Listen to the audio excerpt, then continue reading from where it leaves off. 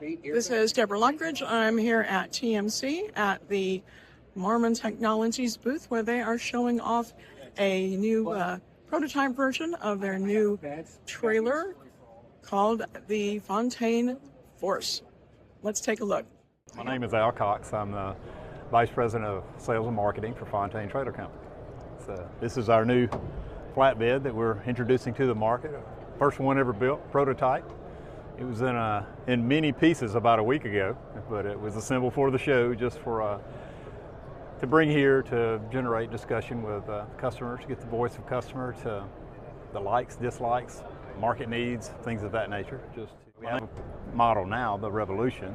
It's an all aluminum flat that we've built for many years, and we are introducing this as just a different level of buyer, more for a fleet focused type flatbed. So wanted to get the fleet owner and worker comments about the trailer, and that's why we brought it to the show.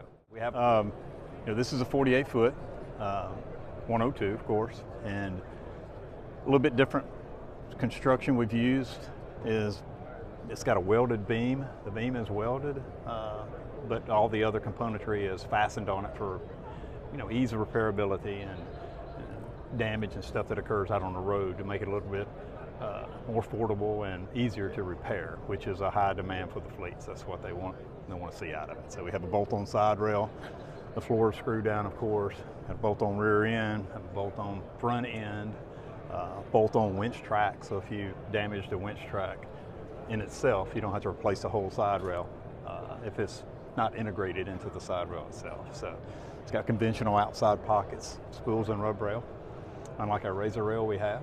So it's just a little bit different venture from what we've been producing. The weight is very attractive. This trailer weighs 8,500 pounds as it sits with 2 boxes, winches and straps, aluminum wheel.